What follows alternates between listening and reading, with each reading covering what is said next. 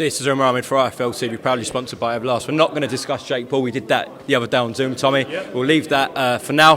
Tommy, just get your reaction firstly to an incident that took place between your dad and Carl Frampton. Obviously, Carl Frampton did pick Jake Paul to beat you, and your dad wasn't best pleased about that. Your thoughts? Yeah, I mean, I think my dad was 100% right in saying that to Carl, and everything, what he said, I didn't really hear it because I was doing an interview.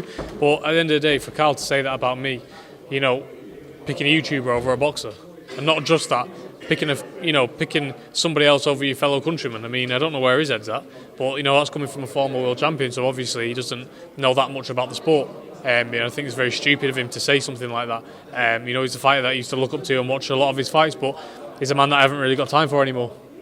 Have you spoke to Carl about this? No, not one bit, and I don't really want to either. He's just a man that I won't have anything to do with, because if you're going to pick somebody else over your fellow countrymen, regardless whether they can fight or not, it's a pretty bad job, isn't it?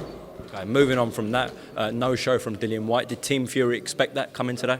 Nope. There was a big gang of us come down, ready for a tear up, but it never happened. But listen, it is what it is, isn't it? It's his decision not to turn up to these events.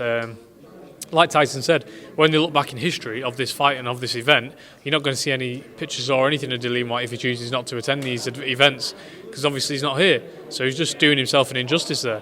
He should be at this event. He's getting paid enough money to be here. But if he doesn't want to take the experience in and take everything along the way, I mean, I don't see him fighting for another title after this. He's definitely not going to be at a stage like this ever again. He's definitely not going to be getting paid what he's getting paid. So I'd lap it all up, but obviously he's choosing not to.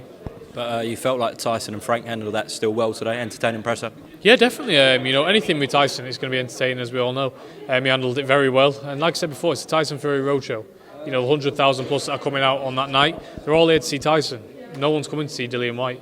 So it doesn't really matter if Whyte's at these presses or he's not at the presses, because nobody's coming to him for him anyway. Everyone's coming out and turning out on the night to see Tyson Fury. Is Tommy Fury sneaking on the bill?